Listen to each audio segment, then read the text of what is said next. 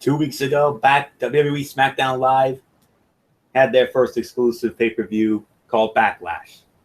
And it was a very good show. Tonight, Monday Night Raw had their inaugural brand exclusive pay-per-view, the Clash of Champions. Let me tell you, Team Red certainly did not disappoint. They delivered a breathtaking show from the opening bell. Hello, friends, and welcome to the WWE Clash of Champions recap edition of the Wrestling Forum. I am ridiculously over Anthony Florio, and let me just say like this. What a night, like I said. It was a breathtaking night from the opening bell. The Bankers Life Fieldhouse in Indianapolis, Indiana, the location for this event. Joined by my esteemed panel, as always, the host of the Cerebral Smack Talk, the one and only Cerebral Viper, Girl MF, Michael Fletcher. We got the Phenom, Michael Bullock. And we also have the Twisted Angel, Dee Dee Woodson, the First Lady of the Wrestling Forum. And, folks, buckle your seatbelts, come on in and enjoy the show, because we are going to have a lot of fun tonight. Because, like I said, this show did not disappoint, and what a show this was. Of course, as per the tradition, there was, of course, a pre-show match, and that was, of course, Nia Jax going up against Alicia Fox. And it was Nia Jax who won that match. I believe it was in 4 minutes and 54 seconds. Of course, per our decree, we're not going to talk about the match, but I'll give a brief synopsis of it. It was 1.5 to 2 stars on my end. I mean, far and away the best Nia Jax match we've seen yet. And I think the bout lasted 4 minutes and 54 seconds. I think that was the time of the match. But nonetheless, Nia Jax went over, and definitely her hardest fought match since joining the main roster. So well done. Now we go to the main card, and we started off with the first of our 5 championship matches for the WWE Tag Team Championship. Champions the New Day, Kofi Kingston, Big E Langston, Xavier Woods on the outside, going up against the Machine Gun Carl Anderson and Luke Gallows. Winners of the match in 6 minutes and 45 seconds. And still your WWE World Tag Team Champions, the New Day, get it done. By default, this was the worst fight of the night to me, by default, because every other match after this was solid to good to great. That's all I'm going to say. This was, by default, the worst fight of the night, even though it wasn't as remotely bad as their other contests have been. 2.25 to 2.5 stars is my rating for it. It was great to see Badass Anderson and Gallows, even though they ultimately lost the match. Funny part about the finish is that Gallows had a chance to destroy the trombone prior to the match and got heat just for teasing it, but he did not follow through. One can only assume we're going to get a 400-day celebration from New Day tomorrow night on Raw, and we haven't seen the last of this program given the finish. Just imagine if Anderson and Gallows had been cast as badasses from the start. That's all there is to say on that. So to me, this was 2.25 to 2.5 stars, and based on the body work of this event, by default, this was the worst fight of the night. So with that being said, the host of the Cerebral Smack Talk, let's bring him on in. Girl MF, Michael Fletcher, the Cerebral Viper. So MF, your thoughts on this opening tag team match? New Day now going on to day number 400. Unbelievable. You know what? I got to say that, especially for 400 days to be a champion in this company for that long, that's a feat in itself. I mean, we've never seen a run like this, and we probably will never see a run like this ever again in professional wrestling. I mean, this was amazing, to say the very least. 2 stars is my rating for the fight. It was predictable. I'm sorry. I know there's a lot of people that thought that this was going to be the event where Gallows and Anderson was finally going to be the WWE Tag Team Champions. And I'm sorry, this is predictable booking in my eyes. I mean, there's something about the New Day that they just are things, and you would have thought that maybe a month ago this was going to be their time where they were going to lose the belts at SummerSlam, and it didn't happen. Now you're thinking, all right, maybe Night of Champions, or I should say Clash of champions, and this was going to be the night, and it's not. What?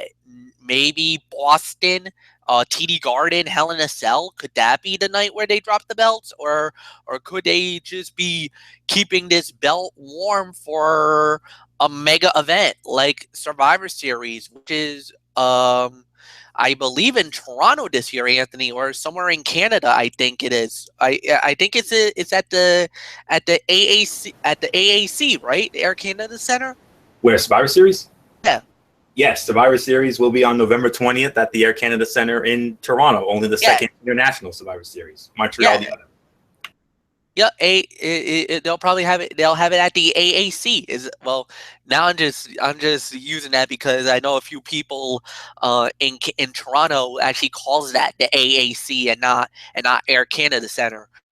Um, It's like if you're in Chicago, like Matt Ward, you call the UC the United Center. So it's just a little lingo for you guys out there. But no, I mean, when is the New Day going to drop the belt? And obviously, we know who it's going to be. It's got to be Anderson and Gallows that's going to get the belt. But it's just, I don't know. I just feel like it's weird. They haven't gotten the opportunity yet. Um, as far as it being worst fight of the night, I mean, I could give you that, Florio, fine, but I'm gonna be a lot more critical show than some other people. And as a matter of fact, I'm even gonna be real blunt with you. I actually read some comments a few minutes ago from quite a few wrestling fans on social media, mainly on Facebook, and not going to like what they're going to say.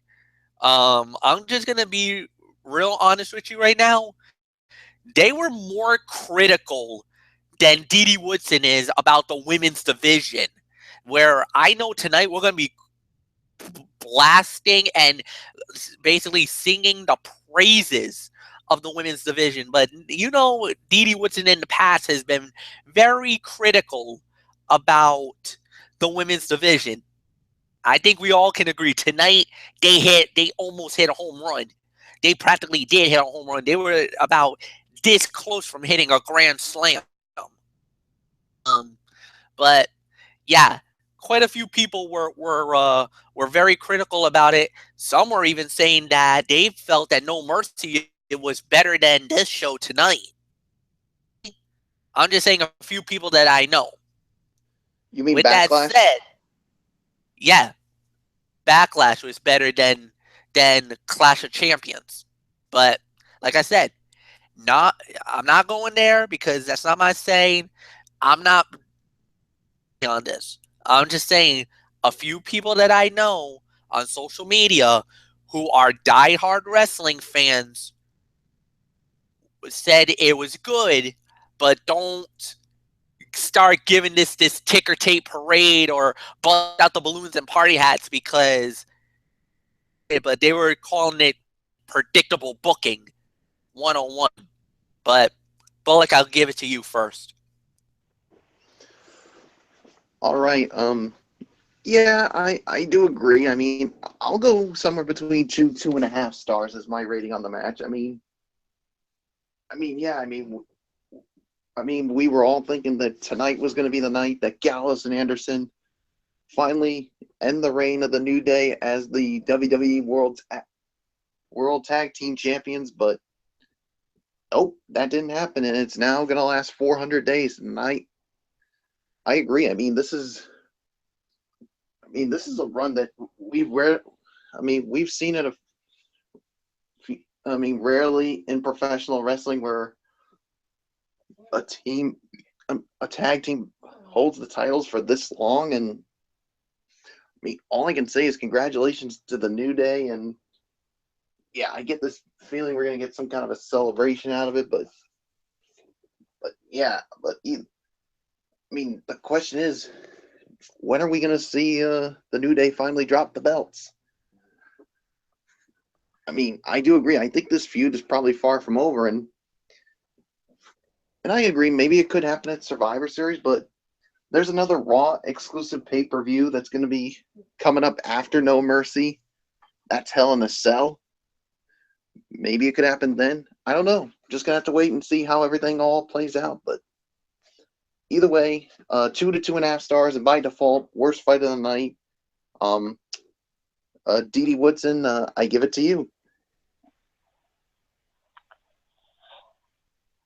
I'm not going to say a whole lot about the match, other than I'll agree that it was about 2.5 stars, and the worst fight of the night. And seeing as I'm on my last half hour at work, if I get really quiet, it's probably because my relief's here. So, but yeah, it's that's about all I can say about it. So, Florio, it's yours. Very well. Moving on now to our second match on this card. The first cruiserweight title defense for the champion TJ Perkins. Of course, TJ Perkins winning the inaugural WWE Cruiserweight Classic some time ago. Of course, awarded that Cruiserweight Championship. Number one contender for him, of course. His first challenger was the Brian Kendrick. That's our second match, the Cruiserweight Championship match between TJ Perkins and the Brian Kendrick. Winner of the match in 10 minutes and 35 seconds. Of course, I want to check my other line of notes here. Well, it's between 10 minutes and 30 seconds to 10 minutes and 35 seconds. It was about a 10.5-minute match. But nonetheless, the winner of the match, and still WWE Cruiserweight Champion, TJ Perkins, wins it with the knee bar. Michael Fletcher, MF, we started off with you. Your thoughts on this first Cruiserweight title defense for TJ Perkins? I liked it. I thought this was a good match. There was a spot where there was a little bit of a miss, a botcheroo. But all in all, this was solid. I think the fans really got into this. I kind of wonder how this was gonna be really. This was expected. I mean, this was a good match. I liked it. I think the outcome was predictable. Unfortunately, I think a lot of people had TJ Perkins to be the champion. To see what they're going to do with them. I like to see how this is going to play out. But I did like that Brian Kendrick did show the heel coming out, basically gave him a nice little headbutt after the fight was over. There was a handshake. They hugged, and then you had Kendrick. So that the rivalry is definitely not over between the two of them. And plus, you also got to give him an opportunity to continue and work your way up and the whole 9 yards. So for me, I thought this was good. I thought this was a solid fight. Look, you guys know what the Cruiserweight Classic was all about, especially Florio. They were very high on the Cruiserweight Classic. They thought the event was absolutely amazing. I think, honestly, not completely sold on TJ yet, but I'm liking what I see. I kind of felt like, I know why they strapped him first, because they were unable to get Zack Sabre Jr. They were unable to get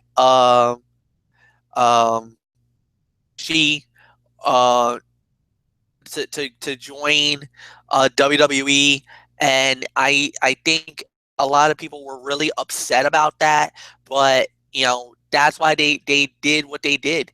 I know Florio was like, wow, this was amazing, upset, this was shocking, I can't believe this happened.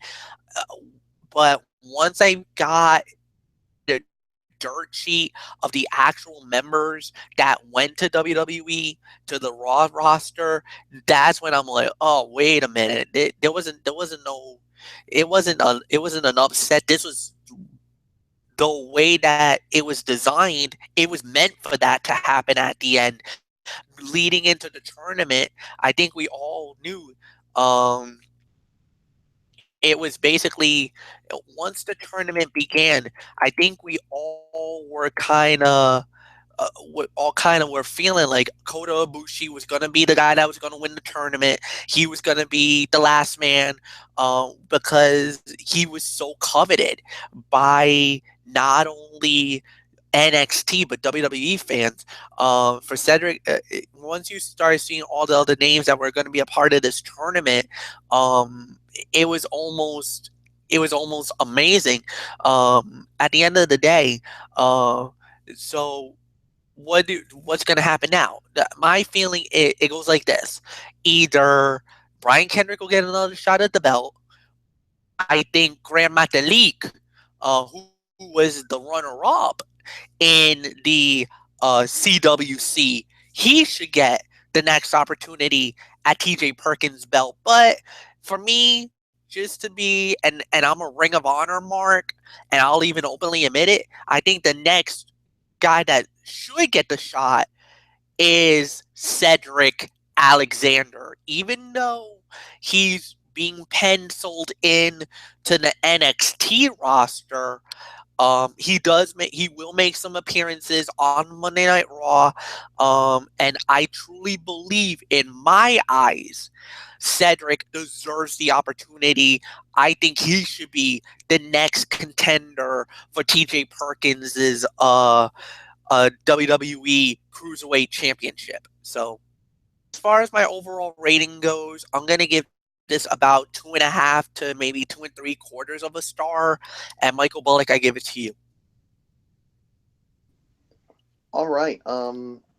I'm actually going to give it a solid 3 stars as my rating for the match. I mean, I thought the action was good for what it was in the time that it was given. I mean, I'm so excited about these cruiserweights. I mean, I thought both T.J. Perkins and the Brian Kendrick. I thought they both delivered in the match. I mean, yeah, there was that one little botcheroo, but people now know why the cruiserweights are here, and this is an absolute example of it. What you saw here tonight, and this is why I think, because of the cruiserweights, it's going to make Monday Night Raw a much better show to watch. No doubt about it in my mind. So, yeah, there's really nothing more to say. I mean, I do agree. I do agree that I think maybe we will get a rematch with the Brian Kendrick and T.J. Perkins, but maybe we could see Grand Metalik, or maybe Cedric Alexander does get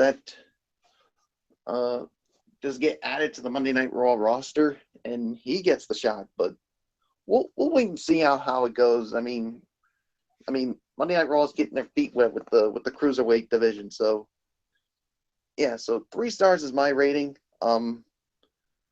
Dee Woodson, I give it to you. Yeah, I'll give it a solid 3 stars. I'm excited, that the cruiserweights are back, and that was one of the highlights is seeing them every week when they were on before, and now here they are, they're back, and it's great to see, that these guys able to get out there and show their talents in the many different ways that they can do it. So not much more I have to say about that. So Florio, it's yours. Yeah. You guys are all over the place with your ratings, and I know I'm probably going to get, you're probably going to say, oh, you're being biased because of your love for the Cruiserweight Classic.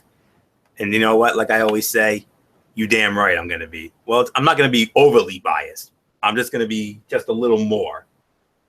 This, to me, I thought was a really good match. This, to me, was 3.5 stars. That's my rating for the match. Solid match that had the fans gasping over some of the bigger spots. I was very much into the near falls because it felt a bit like Perkins was champion by default due to the company's inability to sign Kota Ibushi. So it was somewhat questionable as to whether they would want to move forward with him as champion. The post-match angle was well done and very nice. The last thing I want is for every cruiserweight match to feature 2 guys with sob stories hugging it out afterwards. So that's really all I can say about it, but it was a very, very good match. 3.5 stars in one of my fights of the night for sure. No question about it. Okay. I can't wait to hear what you guys have to say about this. And Michael Bullock's going to start it off. It's only fitting we start this off with Bullock because this is a match that he had the most vested interest in. Well, one of two, actually. This was the first one. The 7th and deciding match in the best-of-7 series, Cesaro and Sheamus, 3 matches apiece. Well, in the immortal words of Bad News Barrett, I'm afraid I have some bad news. This match did not have a winner. It ended in a no contest in 16 minutes and 40 seconds. Michael Bullock, your thoughts on this non-finish, and what a shame too, because this thing was on its way to literally being a 5-star classic.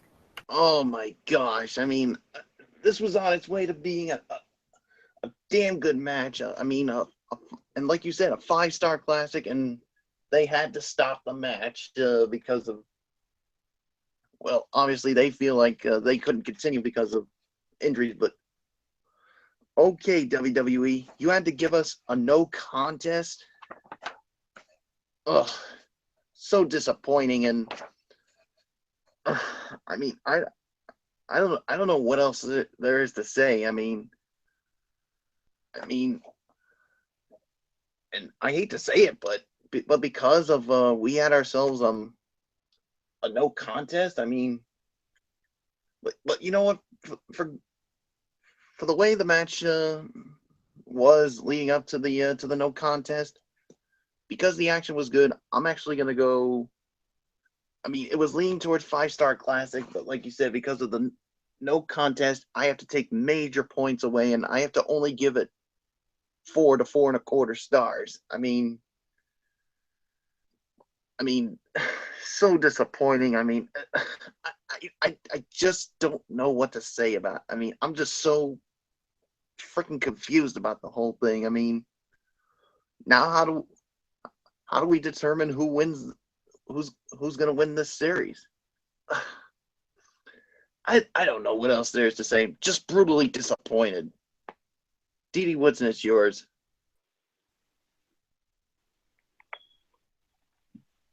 Yeah, I'll give it about 3.75 stars, just because of the fact that there was no contest in it. But you know that the guys did fight very, very hard, and you know the injury angle just, I guess, was just too much for them to keep going, other than to end it that way. So I have a feeling, you know, we'll have match number 8 on Raw if both competitors are able to compete, or if they can't do it this week, they'll do it on an upcoming Raw. So, Florio, it's yours. Man, what a shame. I mean, well, you know, this can go a number of ways here, honest to goodness, but it went to a no contest, yes, but I'm going to be real honest with you. This was a phenomenal match. Very, very good. I was going to give it between 4.25 to 4.5. I'm going to give it between 3.5 to 4. That's the best I can do. It's because of that non-finish. I mean, some of the moves in this match. Cesaro did a 619, for goodness sakes. That's right. Cesaro went into the Rey Mysterio playbook and pulled a 619. I could not believe that. And then Cesaro, in the immortal words of Mauro Ranallo, a tope suicida, where he landed on his neck. Oh my God! Did you see that bump, guys? Oh my goodness gracious! Holy moly! How is he not honest. I'll be quite honest with you, Florio. I thought he may have broken his neck. I thought he might have been dead, but thankfully he wasn't. I mean, how do you survive a bump like that? If one of us had done it, we'd be done. We'd be on this. We'd be done. Simple as that. We'd be done. Well, but, I don't know about done, but maybe I'd be in a freaking neck brace for the rest of my life. And or a wheelchair. So man. But nonetheless, it was a very good match with great drama for the late near falls. I have no idea how Cesaro got up from the tope suicida botch. That's about as scary as it gets. Cesaro looked like he was dazed initially, but he quickly shook it off and worked his typical match. My guess is that the finish was planned and that they played up just as much concern over Sheamus, even though I didn't catch anything out of the ordinary occur with him during the bout. Here's hoping Cesaro avoided any major damage and that he's going to be examined for a concussion, given the way he landed. As for the finish, I assume they will pay this off tomorrow night on Raw, but there's still no indication of which title the winner will challenge for. Perhaps they didn't want to have a winner here because they were concerned it would give away the finish of one of the remaining title matches later in the show. That's a very distinct possibility, but this was excellent, and that they were going to hit the perfect climax point for the end of the series. And while they are capable, I am not sure they will hit what they had here tonight. This felt like old school TNA booking for the most part, where they would use pay-per-view to build to the TV match resolution, or something out of the ordinary. Maybe they attack New Day tomorrow and get a tag team title shot and win, as Foley accepts that they showed mutual respect and took a tag title shot as their championship opportunity. Wishful thinking, but we'll have to wait and see on that. But goodness gracious, what a match. One of my fights of the night for sure. 3.5 to 4 stars. That's really all you can say on that. So, Michael Fletcher, your thoughts on Cesaro and Sheamus, match 7, no contest. Wow. Brutally disappointed. Absolutely disappointed. The ending is absolutely. I can't. I wanted a clear-cut winner. I wanted an end to the series. We got nothing. I mean, we always had a neutral legality or legitimate ending. The one problem is this: if Cesaro has to go through the concussion protocol and actually is deemed that he did suffer a concussion, he's out 30 days. Because under concussion protocol, a wrestler cannot compete for 30 days. This is what happened with most recently Enzo Amore. If you remember, he had that scary whiplash thing that happened on a pay-per-view, and he was sidelined for 30 days. So, I mean, yeah, this is dangerous. And if Cesaro does not protocol, then what happens? Then does Sheamus automatically win the series by default because you can't compete? Theory I had, but I think I can't reveal it yet until that said match happens. So I can't jump on this yet. This was a great match. Like I can all agree that this was a great match. This was going to be a 5-star classic and truly amazing. But at the end, unfortunately, we suffered a catastrophic ending to what was an unbelievable series. And, I don't know what you guys can think about it, but I'm brutally disappointed. And in one sense, I'm disappointed. In another sense, I'm downright pissed that this ended the way it did. I was looking for a resolution. I did not care if Cesaro or Sheamus would have won, but I think to do a fight 8 or whatever is just my thoughts. Florio, go. All right. Let's see. Next up here on the our Clash of the Champions recap, we have Sami Zayn going 1-on-1 with Chris Jericho. Winner of the match in 15 minutes and 20 seconds. Chris Jericho wins it via the code breaker. Edie Woodson, we started off with you. Your thoughts on Jericho and Zayn?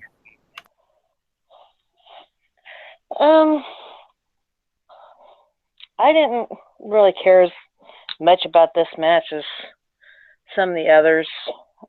So I definitely, but it was definitely a lot of good action in it. I mean, they pretty much kind of tore up the ring between the two of them. So I'm going to give it about a 4-star. Because I've definitely got one that I think is a little bit higher than this one as far as being a match of the night. So I'll toss it back to you.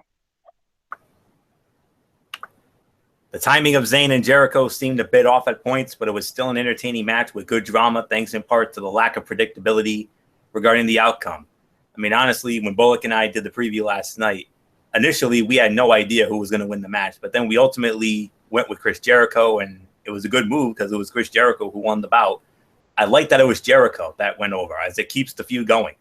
Zayn has been wasted since his program with Kevin Owens, and now he and Jericho have a feud that they can sink their teeth into.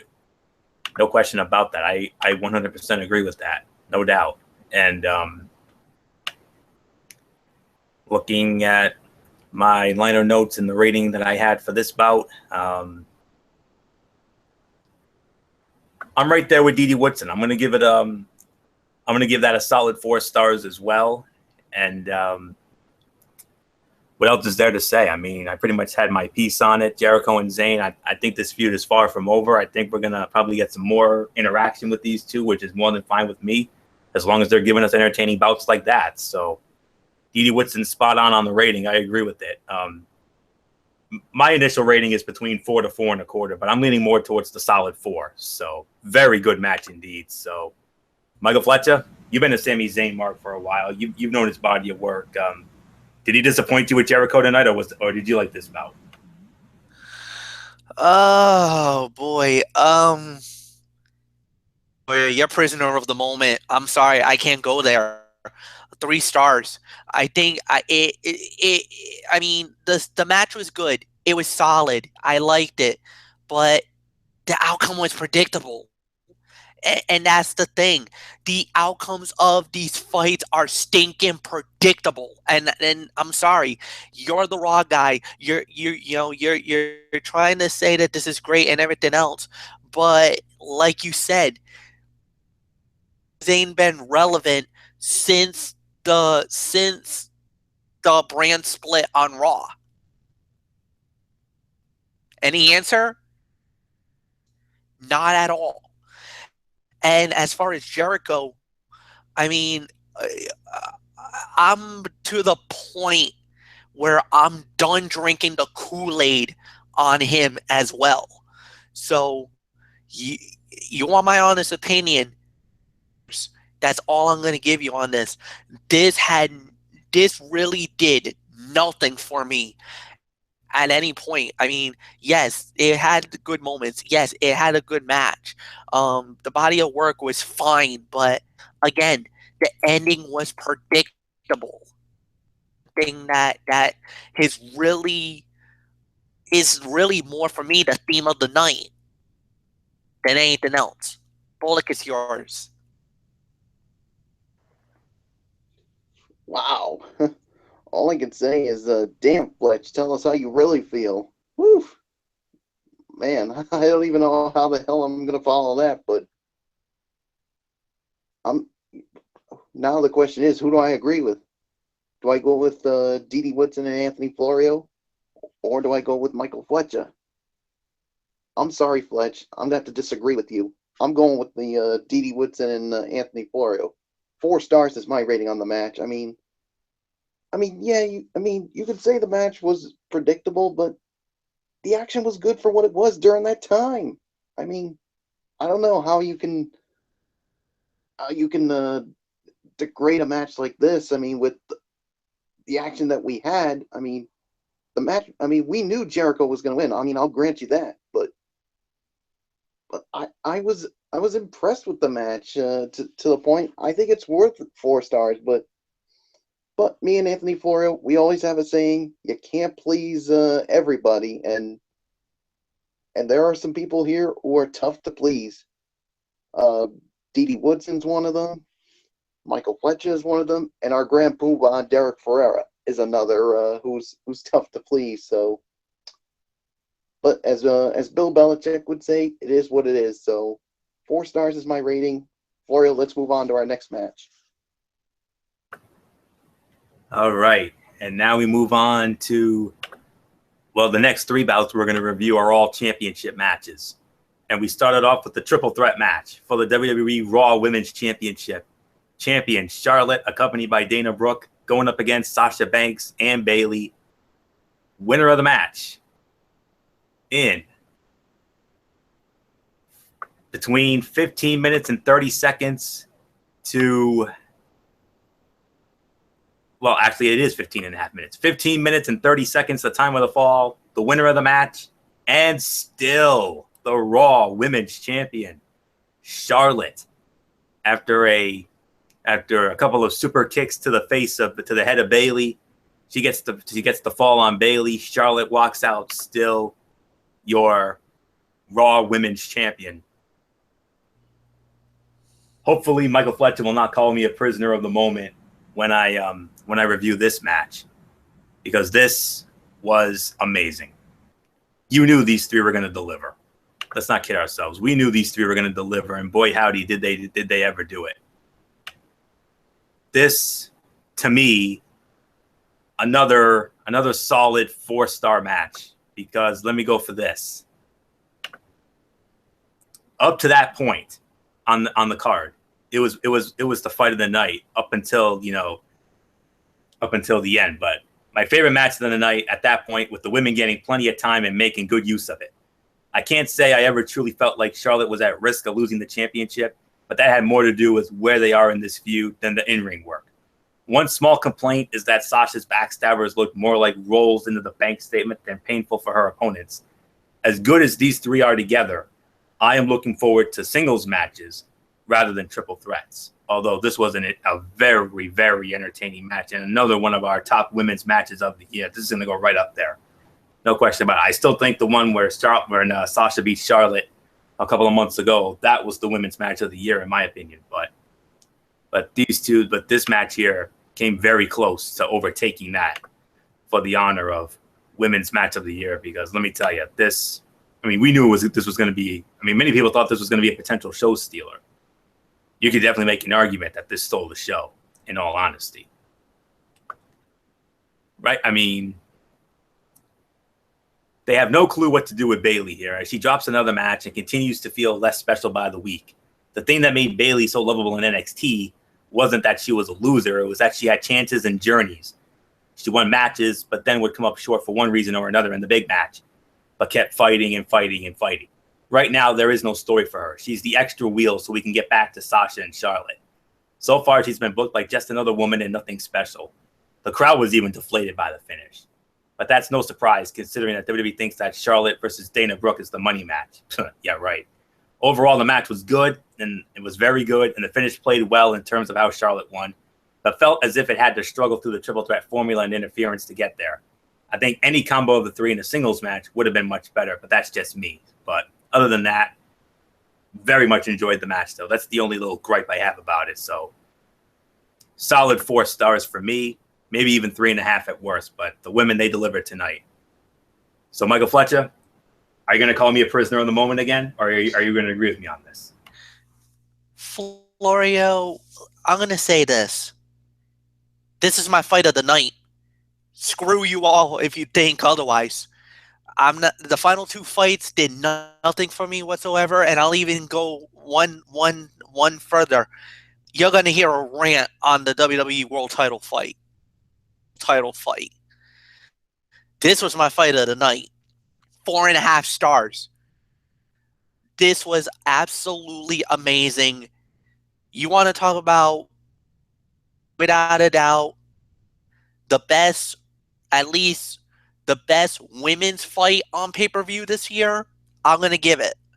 And this was entertaining. This was thrilling. This was exciting. This was amazing. You could bring all the superlatives because they delivered and then some. So, yeah, I'm going to, you want to talk about prisoner of the moment? I got it, and I don't give a damn about it. So, for me, this is what I was expecting to see. This is what I wanted it to see out of the women's division. When we were talking about back in the day, Divas Revolution, Women's Revolution, this is what it meant. This is what a women's revolution is all about. Don't get me wrong. What we saw on SmackDown was great. This was far greater, even more better, because of the fact that you had three proven workers in that ring busting their tails here tonight, and they proved it. At the end of the day, I got nothing bad to say about it. I think what we saw was a thrilling match, an exciting battle, and you underscored it, Florio. You totally underscored this. To me, 4.5 stars. And if I wanted to, 5-star rating, because that's how great it was. So, whatever you say it is, Michael Bullock, it's yours. I'll go 4 to 4.5 stars as my rating for the match. I mean, I agree. This was, this is what women's wrestling is all about, and we saw it right here. I mean, these matches, have been getting better and better. The whole thing with the Divas Revolution. Yeah, it had its moments, but ever since they renamed it the Women's Revolution, it hasn't even disappointed, not even one bit. So, great job by the women here tonight, and all I can say is, there's really nothing more to say. You guys pretty much touched on everything. So 4 to 4.5 stars. Dee Dee Woodson, you're the one who's always been critical of the women's division. Did this match impress you tonight, or did it leave you a little bit disappointed?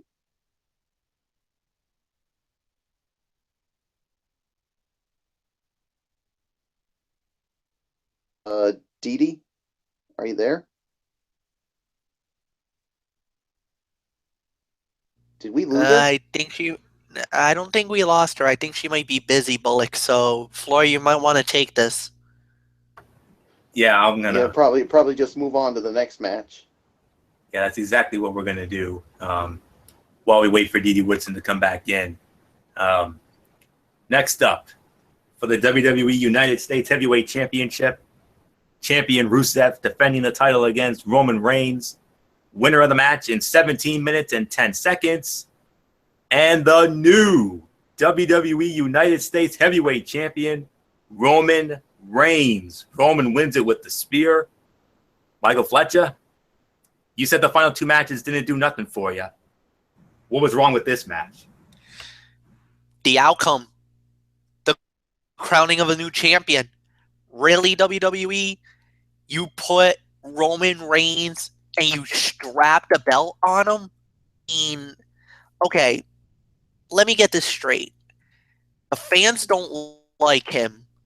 Obviously know that he's is pretty much in that same realm as John Cena. He's the Cena of Monday Night Raw.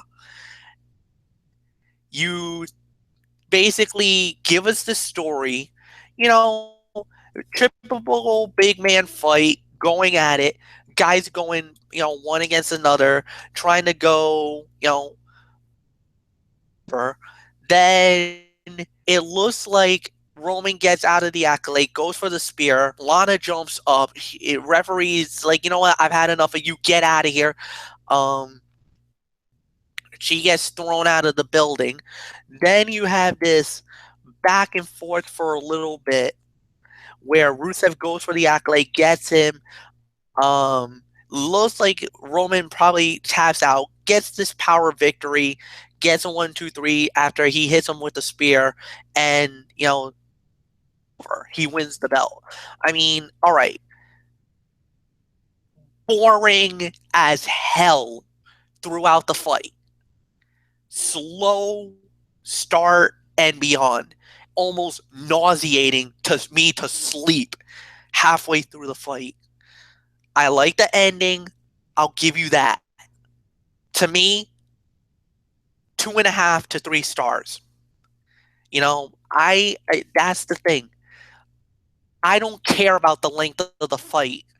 If I'm not entertained from beginning to end, you're going to hear it from me.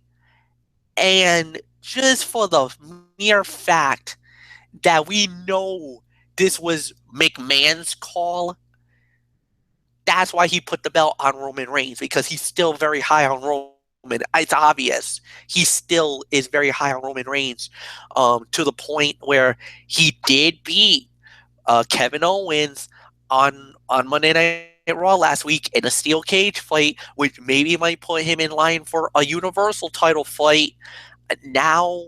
So putting the belt on Roman basically think that to the fans, okay, we could probably relax with them because this is the best alternative, because he's probably not going to be going after the the Universal title. This was the same thing we said when John Cena won the United States Championship, and that probably was going to keep him off from getting the world title, the WWE World Heavyweight title, and that 16-time championship. Basically, you're putting a number one guy, a main eventer, but giving him a secondary belt because he's trying to appease the fans because of the fact that we don't want him to be the man, want him to be the Universal or World Heavyweight Champion. Give me a guys.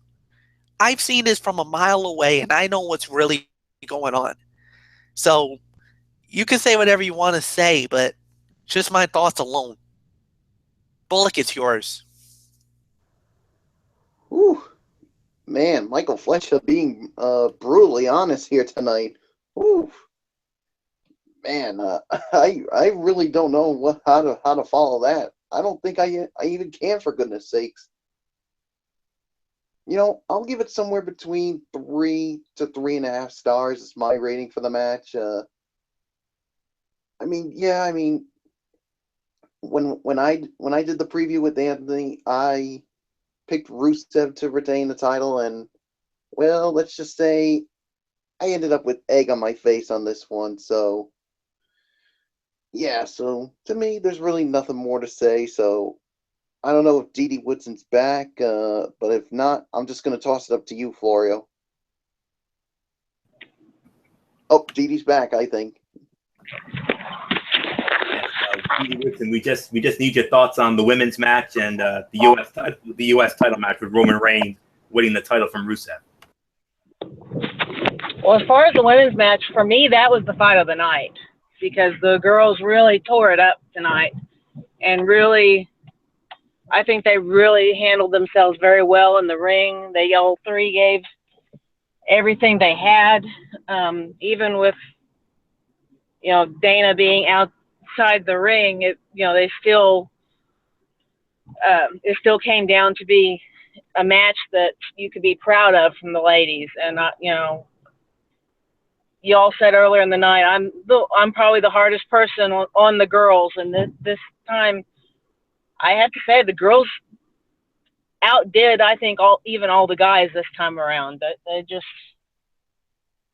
really knocked it out of the park. As for Roman and Rusev,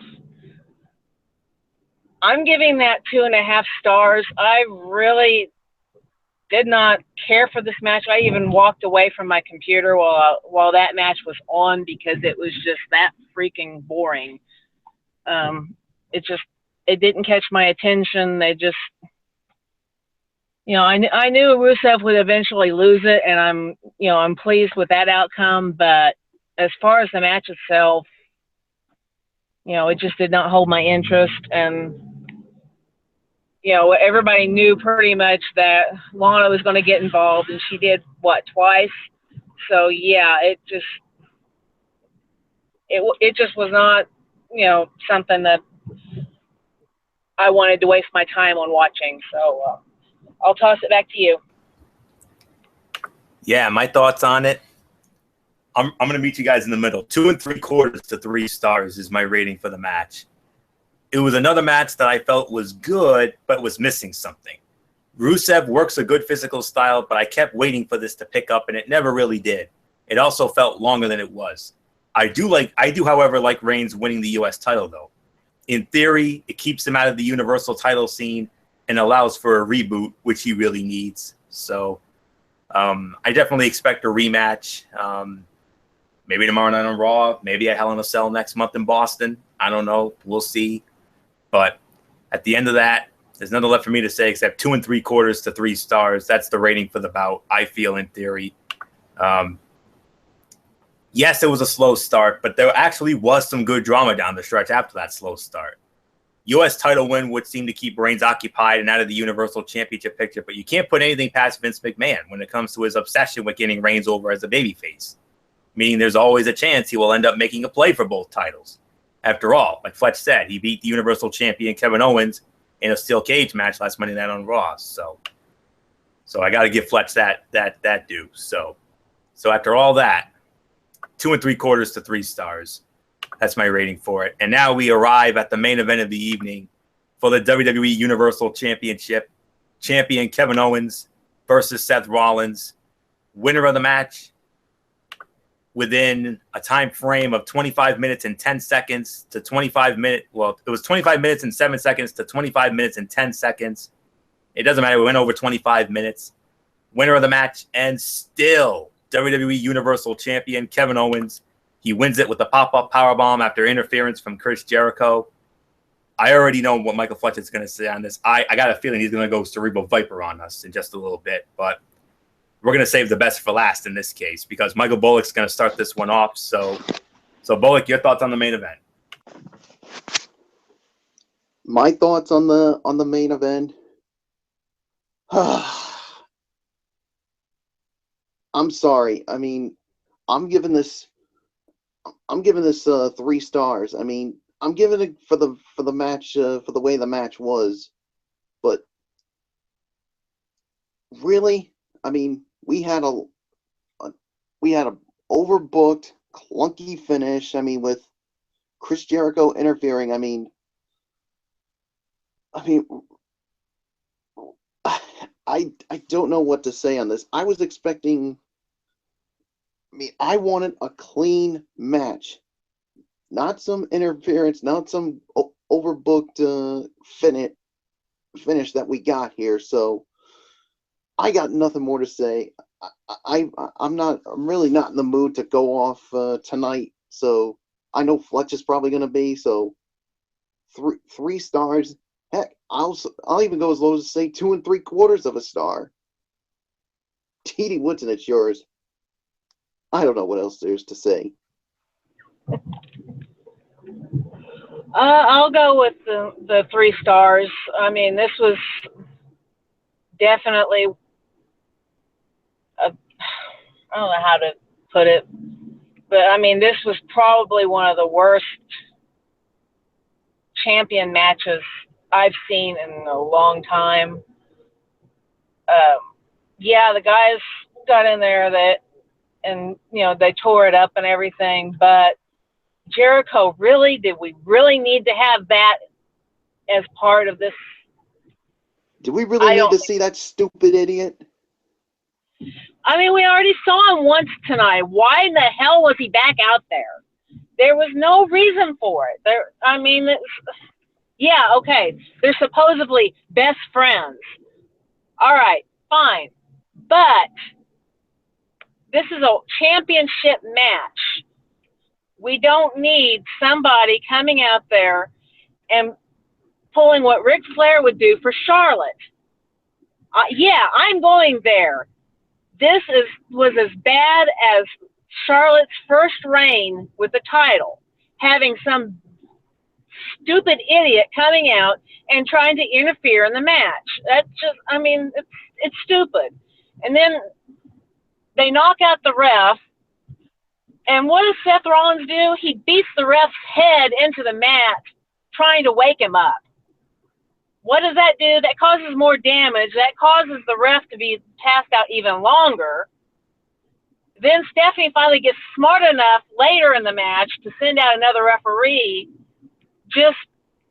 But at that moment, it's too late because Kevin's already recovered and gone for the pin.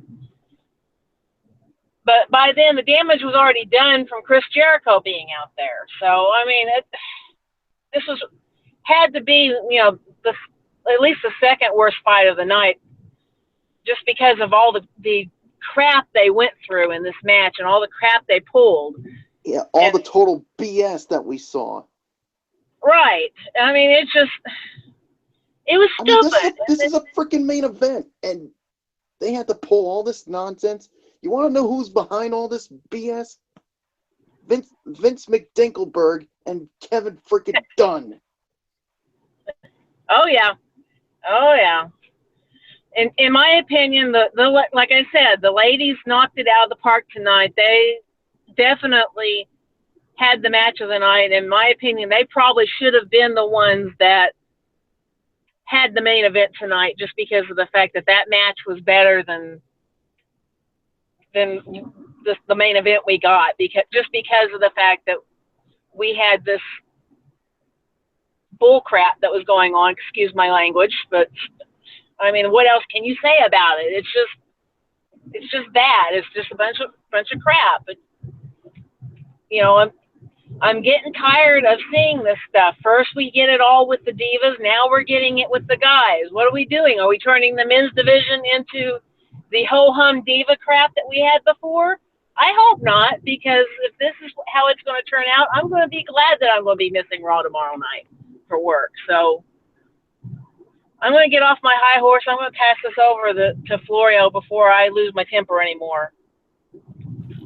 Well, you're not the only one, and we're going to be, and the best for last is coming. Believe me, it's coming.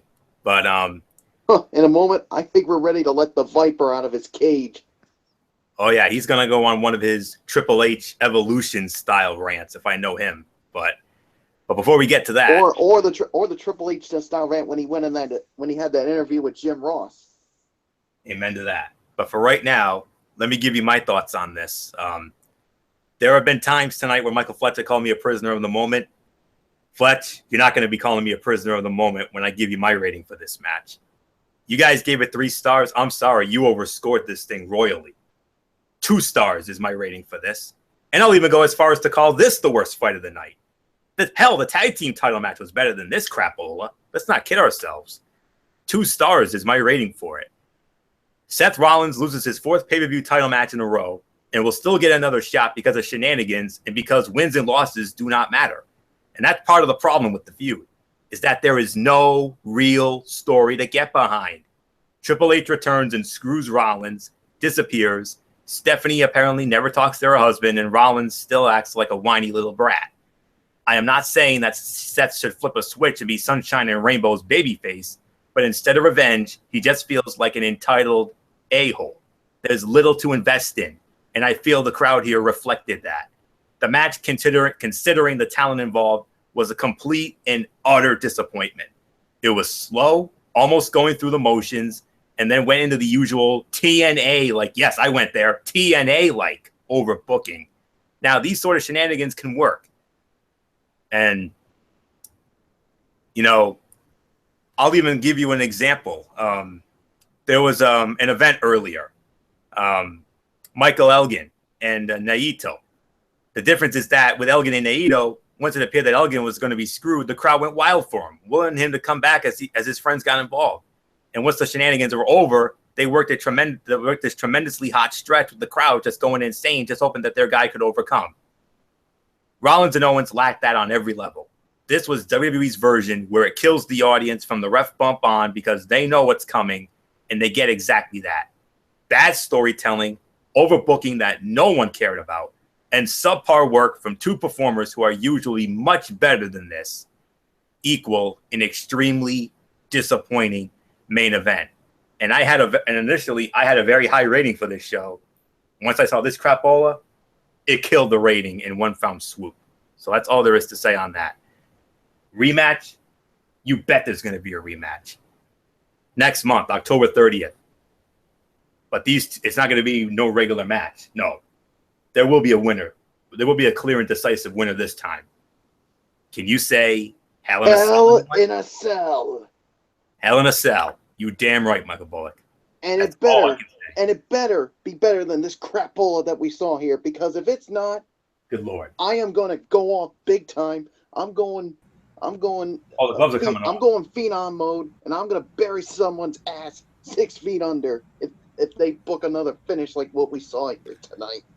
Hallelujah to that, Bullock. Hallelujah to that. So that's all I can say about it. So, and this phenom rant isn't gonna be PG. It's gonna be NC-17. well, brace yourself. I think we're about to get an NC-17 rant right here and now. So let's all mute our mics. Good old MF, Michael Fletcher. The cage has been let loose. Attack, my friend. Yeah. Oh yeah. So Michael Fletcher, I already know where this is going. So are you still going to call me a prisoner of the moment? I'm going to say this. The match had its qualities. The match had its moments. And it was looking good. I mean, it was looking great. It was unbelievably great. Then the minute Jericho showed up and ran down the ring, kind of was like, oh no, don't tell me they're gonna start this. And the series of events that went down the line, no effect. It just sucked the life out of the main event. And that is where the real problem lies. Because we knew Owens was going to win the fight. I kind of felt that Owens was going to win this. Okay, fine. The way we got there made me feel so dirty that I think all four of us was probably going to want to take a shower right now, because with the filth and the garbage and the crap we just saw, we probably would want to take 2 or 3 showers tonight. Just being real honest. Florio, you're right. This was about 2.5 stars. I'm not calling it worst fight of the night because, like I said, for at least a good portion of the fight was good. I'm not gonna knock it. I mean, the near falls were great. They were talking some great psychology. The story was amazing. So no, I'm not gonna be that guy. I'm not gonna blast this thing to the high heavens. But the ending, it really rubbed me the wrong way, and that's why I'm really ticked and I'm really angry. But I'm not gonna go off and start profanity laced ranting or anything like that. Like Derek Ferreira does on SLB 2008-09. I'm not that. I'm not going there, because the fact of this PG rating, so I'm not gonna fly like that. I'm not gonna go and start the F word around. No. That's not me. I'm not gonna do that. What I wanted and what I was expecting and what I thought was gonna be, this really just like it I was bent out of shape. I was really bent out of shape. I think if we would have been covering this about an hour ago, I would have probably been at the Forever level where I probably would have been, dropping bombs. Now that I've gotten a chance to sit down, really see it and think about it, and give and at least can step back and try to get a clear level head, level mind, clear on everything. That's why I'm not gonna go on that cerebral viper rant that you guys want me to go on. It's just the way that they executed this fight, and that's the thing. The way they executed this fight is just mind-boggling for me. Great main event match. The ending just left us wanting so much more. That's the biggest anger and the biggest thing that was so bad about it. But now all of a sudden, I hate to be the bearer of bad news, but something just hit the wires just a few minutes ago, guys. And it's being reported that Seth Rollins did suffer an injury. It looks like he hurt his rib.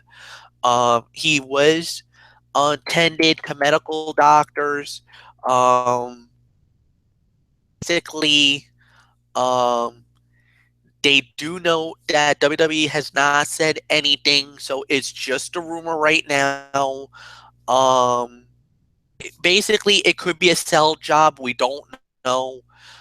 But it does look like he was favoring the ribs, and that it looked like he did suffer a pretty nasty injury. This could be storyline work. Hopefully, it is.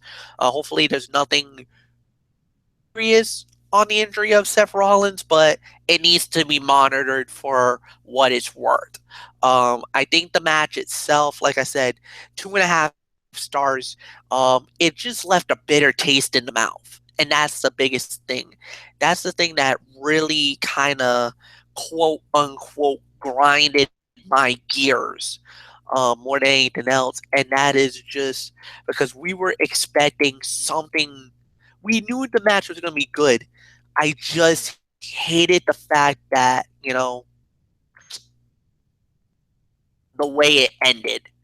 That's the only thing I'm going to say about that. So, Florio, it's yours. And now we move on to our overall review of Clash of the Champions. And Didi Woodson, we're going to start it off with you. All right. Well, like I said, the ladies knocked you out of the park tonight. They were, for me, the match of the night. Definitely tore the house down. The tag match and the main event match, were the low life of the show, pretty much for me. Just, it just was not the best pay-per-view of the year for Raw, but at least it was newsworthy for most of the night. You had a lot of pretty good matches, minus the two. Even with the no contest in the Sheamus match, it still ended up being a good match. It ended up still being entertaining. So for me, I'm going to probably give this about a 7 stars out of 10. And we'll just have to wait and see what comes out of it. I just hope that whatever happens, we don't have any more of these matches like we had with the main event. Going back into, like I said, the ho-hum diva stuff that they seem to be doing there, or even the old some of the old TNA stuff where they got really lame, stuff like that. This was definitely, I'm definitely not something to write home about, but yeah, it was still a fairly good pay-per-view for being the first one for Raw. So, well, I'm going to toss it over to you. If the main event did not go down the way it did, I'm going to be real honest with you. I was prepared to give this thing a high mark. I really was. I was honestly, pre-main event, I was on the verge of 8 to 8.5 when it comes before main event. That wasn't until the main event. Main event, like I said, severely killed my rating tonight on this. Severely killed it. To the point where I went from 8 out of 10 down to a 6 out of 10. That's based on the main event alone. 6 out of 10. WWE Clash of Champions certainly had some potential, but ended up as a disappointingly average show. There was some good wrestling, but the show failed where the Backlash pay-per-view thrived. The Backlash show did a good job of having the right people win and also setting the stage going forward. Everything felt as if there was a purpose and a logical next step. Anderson and Gallows feel dead in the water. The cruiserweights just exist as they aren't bad, but the presentation has somewhat lacked. Sheamus and Cesaro was going extremely well, but the finish was completely deflating. The women's match was unbelievable, I will give you that. But the booking of Bayley feels puzzling and is as if they brought her up too soon and without a solid direction. The U.S. title match was good, but lacked energy. Zayn losing to Jericho. To some people, they liked it. To others, it felt like a poor choice that continues the trend of killing momentum of a performer. And the main event was a colossal disappointment. WWE Clash of Champions was a disappointingly average show, which could have and should have been better considering the talent on the show. But the only reason why I'm giving it a 6 out of 10, despite all the high praises I gave the earlier bouts, the main event was god awful and was one of the biggest pieces of hot garbage I've seen in a long time. That's why I'm going 6 out of 10. Main event alone. If it wasn't for that main event, it would have been 8, 8.5 easy. But that main event, Fletch, it's yours.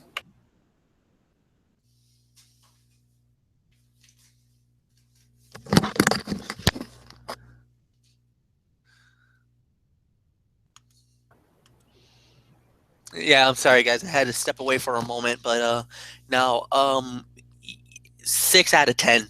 Floyer, you're right. This was disappointing. The expectations were so high. Everything was going good, and then there was a couple of clunky fights there that really rubbed me the wrong way. And I don't really need to rehash my anger or my disapproval for what this show is gonna be. And I get it. I know a lot of people are like, "Oh, but wait a minute, Mike. You're a SmackDown guy. You're being a little too tough on Monday Night Raw. You're being way too tough and too critical about Raw. Because you're the host of the Streamable Smack Talk." But it's not just me who's saying it. A lot of my wrestling friends on social media who are really close with RWA and other companies, other independent companies, are saying the same crap. They're saying it was boring, it was predictable, it was not good. We could have saw this crap from a mile away. That's what really got us under our under the collar. Is first off, really? Did you honestly think the New Day deserved to be still tag team champions at this point in their reign? I mean, when are they going to drop the belts? Couldn't they have dropped the belts? I don't know. They could have easily dropped the belts last month at SummerSlam. I don't get it. I mean, even with the women's title, Charlotte wins the title over Sasha. I mean, wasn't this supposed to be the event where Sasha Banks was supposed to get her belt back, folks? That was going in. That was the theory. That was the story, that Sasha was going to regain the belt, get the belt back, and this and that. So now what? Either you do a Sasha Charlotte, or Charlotte and Bayley, but I don't think neither one are ready. Or what? You're gonna do the unthinkable and give Dana Brooke the opportunity at the belt? Let these two go at it? I mean, yeah, Vince McMahon is very high on Dana Brooke, not other than myself, not Dee Dee Woodson, not Michael Bullock. They're not high on Dana Brooke. As a matter of fact, I think Dee Dee Woodson I think Dana Brooke is probably not one of her favorites right now. She probably would be flipping out if she gets the opportunity. So you got that. Then Roman Reigns as the United States heavyweight champion. I mean, I can go on for days with that one. And now the main event and how awful that was. I'm sorry, guys. I mean, there are a lot of issues that Monday Night Raw has. And the thing is, they got a more deeper roster, a more better roster than SmackDown. But what makes SmackDown better is the quality and the quantity. They use less talent and they were able to bridge a gap that in a 2-hour format, they can entertain a lot better than they do with Monday Night Raw. It's in the pudding. You just saw what I've been seeing since the brand extension has begun. Nothing more to say. Michael Bullock, it's yours. You know what? I'm actually going to go lower than that. 5 out of 10 is my rating. I mean everything on this show was predictable. I mean, in the main event, abso-freaking-lutely sucked ass. I'm sorry. I mean, I was expecting everything good from this Raw exclusive pay-per-view, and it brutally disappointed me. And I'll tell you this right now, SmackDown they do a whole hell of a lot better than Monday Night Raw. And I think this next pay-per-view, No Mercy, is going to be even way better than that. And I'll be quite honest with you guys, until Raw can do things better, I'm not going to be entertained with Raw, and I'm even not looking forward to this Hell in a Cell pay-per-view, because until they prove something that they can correct it, I'm not going to be overly excited about it. So WWE, you need to wake the F up and prove Monday Night Raw, or you're going to have 4 very angry and pissed off members of the wrestling forum that are going to lash out at you big time, especially me, because if Hell in a Cell sucks like this, I am going to go on an NC-17 rant, and I'm going to get my shovel, and I'm burying somebody's ass. Done, finished, Florio. Let's just wrap this thing up before I really blow some steam. That goes for all of us, Bullock. That makes 4 of us. That's all I can say on that. I mean, I know I said it was a breathtaking night from the opening bell in terms of in-ring action, but it's just that some of the endings just rubbed us the wrong way. That's really all that is, and that's why we went off tonight. So, oh man, I mean, I had very high expectations for this show. I had a great feeling about this show, but then that main event just really sucked the life out of it. So, oh boy, hopefully we never get anything like that again. Yeah, so. Screw this show. I'm done with this nonsense. And you wonder why SmackDown Live is currently the better of the 2 shows right now? Because they're putting on more consistently good shows. And Tuesday night, when Dean Ambrose and AJ Styles throw down for the WWE World Championship, I guarantee you that match alone is going to be better than this pay-per-view combined. That's all I'm going to say on that. So, all right, that's going to put the bow on this recap edition of the Clash of the Champions. I want to thank you all so very much for tuning in and putting up with our rants. We'll be back with you, of course, tomorrow night, minus Didi Whitson. Didi Whitson will not be joining us. Fletch, Bullock, and myself will be back with you tomorrow night for Ridiculously Raw. We're going to review Monday Night Raw, the fallout from Clash of the Champions. Maybe we'll start planting the seeds to Hell in a Cell. I don't know. We'll see. And then, of course, Tuesday night, we'll have the Cerebral Smack Talk with Michael Fletcher, where we're going to review SmackDown Live. And, of course, I also have my Tony's Take. It's just the one show this time around. I'll just be doing the Impact Wrestling. That's it. And, of course, Cruiserweight Classic is over. Sad for me. And then on Tuesday night, the Cerebral Smack Talk, the SmackDown Live review. And, of course, Fletcher will have his Mikey's Mindset, as always. ROH, Lucha Underground. Very disappointing show, by the way, considering what we had the week before, if I'm going to be real honest. And then maybe some RWA, we'll see. And then Thursday, we'll have College Football Thursday. We'll preview week 5 of college football. 3 huge headline matchups. 3. Stanford against Washington. Wisconsin against Michigan.